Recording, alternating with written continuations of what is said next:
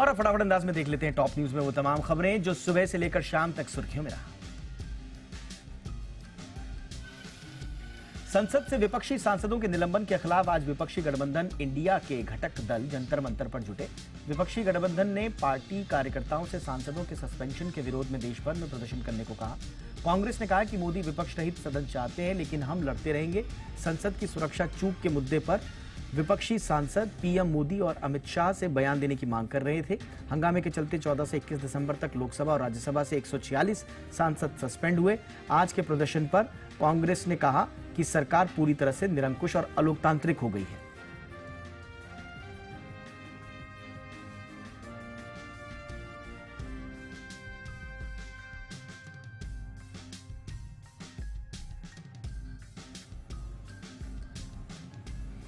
भारत ने गणतंत्र दिवस समारोह में शामिल होने के लिए फ्रांस के राष्ट्रपति इमैनुअल मैक्रों को न्योता भेजा है। अगर मैक्रों भारत का इनविटेशन स्वीकार करते हैं तो ऐसा छठी बार होगा जब फ्रांस के राष्ट्रपति भारत की रिपब्लिक डे परेड पर शामिल होंगे। 1976 से लेकर भारत अब तक 5 बार फ्रांस के राष्ट्रपति को रिपब्लिक डे के लिए आमंत्रित कर चुका है। इसी साल प्रधानमंत्री नरेंद्र मोदी भी फ्रांस की बैस्टिल डे परेड में बतौर चीफ गेस्ट शामिल हुए थे। वो इस परेड में शामिल होने वाले दूसरे भारतीय प्रधानमंत्री थे। परेड में भारत की तीनों सेनाओं के मार्चिंग दस्ते ने भी हिस्सा लिया था। संसद की सुरक्षा चूक मामले में दिल्ली की पटियाला हाउस कोर्ट ने 5वें आरोपी ललित झा की पुलिस रिमांड 5 जनवरी तक बढ़ा दी है। इससे पहले कोर्ट ने कल ही 4 अन्य आरोपियों सागर शर्मा, नीलम मनोरंजन डी और अमोल शिंदे को पुलिस ने हिरासत में 15 दिन के लिए जो है वो बढ़ा दी गई थी। रिपोर्ट के मुताबिक मामले में 6 आरोपियों का साइकोलॉजिकल टेस्ट होगा। इस पे आरोपियों का बर्ताव, आदतें, रूटीन की जांच होगी। ये टेस्ट सीबीआई की फॉरेंसिक लैब और दिल्ली की रोहिणी स्थित फॉरेंसिक साइंस लेबोरेटरी में किया जाएगा।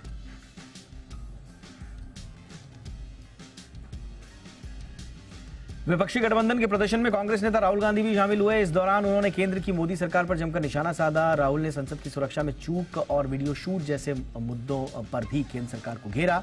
राहुल ने कहा कि जब संसद में घुसपैठ हुई तो बीजेपी सांसद भाग खड़े हुए। राहुल गांधी ने संसद की सुरक्षा में चूक के मामले में केंद्र सरकार से कई सवाल भी पूछे। उन्होंने कहा कि सवाल यह भी है कि इन युवाओं ने संसद में घुसपैठ की क्यों। उन्होंने कहा कि उसकी वजह है बेरोजगारी। छत्तीसगढ़ में आज विष्णुदेव साय की मंत्रिमंडल का विस्तार हुआ। राज्यपाल विश्वभूषण हरिचंदन ने 9 विधायकों को मंत्री पद की शपथ दिलाई। छत्तीसगढ़ में सीएम समेत अधिकतम 13 मंत्री हो सकते हैं। सरकार के गठन के साथ ही 13 दिसंबर को मुख्यमंत्री साय और 2 डिप्टी सीएम अरुण साव और विजय शर्मा को शपथ दिलाई गई थी। आज जिन 9 विधायकों ने मंत्री पद की शपथ ली है उनमें 5 पहली बार मंत्री बने हैं। इनमें टंकराम वर्मा, ओपी चौधरी, लखनलाल देवांगन, श्याम बिहारी जायसवाल और लक्ष्मी राजवाड़े शामिल हैं। अयोध्या के श्रीराम इंटरनेशनल एयरपोर्ट के लोकार्पण से पहले आज फ्लाइट का ट्रायल हुआ। एयरपोर्ट के अधिकारियों के सामने एयरक्राफ्ट को रनवे पर उतारा गया। 30 दिसंबर को पीएम नरेंद्र मोदी एयरपोर्ट का उद्घाटन करने वाले हैं। पीएम के इस दौरे के साथ ही प्राण प्रतिष्ठा वाले दिन की तैयारियों को आखिरी रूप दिया जाने लगा है। सूत्रों के मुताबिक 22 जनवरी को मंदिर की प्राण प्रतिष्ठा देखने के लिए वीआईपी गेस्ट को लेकर करीब 100 प्लेन अयोध्या आएंगे। अगर आप 22 जनवरी को अयोध्या में स्टे करने वाले हैं तो यह खबर आपके लिए है। इस दिन अयोध्या में रामलला की प्राण प्रतिष्ठा के कार्यक्रम है। सरकार ने साफ कर दिया है कि 22 जनवरी को बिना निमंत्रण पत्र के कोई भी अयोध्या नहीं आ सकेगा। अगर किसी ने इस तारीख पर बिना निमंत्रण पत्र के होटल या धर्मशालाओं की प्री बुकिंग कराई है तो उसे भी रद्द कर दिया गया है। 22 जनवरी को प्रधानमंत्री नरेंद्र मोदी भगवान रामलला की प्राण प्रतिष्ठा करेंगे। इस समारोह में देश के तमाम बड़ी हस्तियों को निमंत्रित किया गया है। प्राण प्रतिष्ठा के दिन अयोध्या नगरी को एक अभेद्य किले में बदल दिया गया है। कोरोना के मामले एक बार फिर से बढ़ने शुरू हो गए हैं। स्वास्थ्य मंत्रालय की ओर से जारी किए गए आंकड़ों के मुताबिक पिछले 24 घंटे में पूरे देश में 640 नए मामले सामने आए हैं। इनमें से केरल में अकेले कोरोना के 265 नए मरीज हैं। साथ ही एक संक्रमित की मौत केरल में हो गई। देश में फिलहाल कोरोना के 2997 एक्टिव केसेस हैं। केंद्र सरकार ने लोगों को सलाह दी है कि वो भीड़भाड़ वाली जगहों पर मास्क लगाना शुरू कर दें। अस्पतालों और भीड़भाड़ वाली जगहों से लौटने पर सैनिटाइजर का इस्तेमाल करने की नसीहत दी गई है।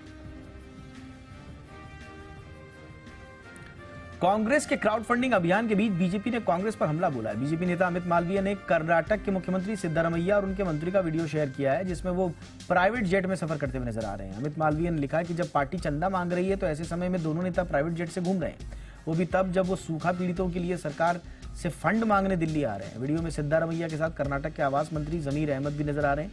दरअसल कांग्रेस ने हाल ही में 2024 के लोकसभा चुनावों से पहले क्राउड फंडिंग अभियान डोनेट फॉर देश शुरू किया है। दिल्ली के शराब घोटाला मामले से जुड़ी मनी लॉन्ड्रिंग मामले में आम आदमी पार्टी के सांसद संजय सिंह का बड़ा झटका लगा है। दिल्ली के राउज एवेन्यू कोर्ट ने संजय सिंह की जमानत याचिका खारिज कर दी है। विशेष न्यायाधीश एम.के. नागपाल ने यह फैसला सुनाया है। अदालत ने सिंह की जमानत अर्जी पर 12 दिसंबर को अपना फैसला सुरक्षित रख लिया था। सभी पक्षों को सुनने के बाद कोर्ट ने संजय सिंह की जमानत याचिका खारिज कर दी। मनी लॉन्ड्रिंग के आरोप में ईडी ने संजय सिंह को 4 अक्टूबर को गिरफ्तार किया था।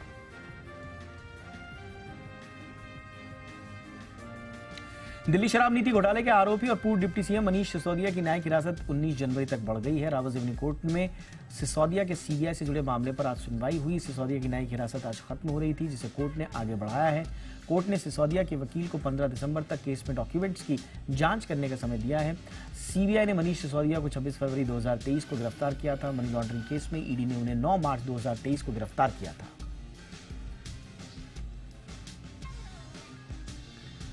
क्रिसमस से पहले देश में ठंड बढ़ गई है। दिल्ली में न्यूनतम तापमान 6.1 डिग्री सेल्सियस दर्ज किया गया है। आईएमडी ने जम्मू कश्मीर, हिमाचल प्रदेश और उत्तराखंड में आज और कल बर्फबारी का अनुमान जाहिर किया है। स्काईमेट के मुताबिक 23 और 24 दिसंबर को उत्तराखंड के ऊपरी इलाकों में हल्की बारिश और बर्फबारी हो सकती है। पंजाब और उत्तर प्रदेश के कुछ हिस्सों में घना कोहरा छाए रहने की उम्मीद है। उत्तर भारत से आई बर्फीली हवाओं की वजह से पिछले 3 से 4 दिन मध्य प्रदेश में ठिठुरन बढ़ गई है।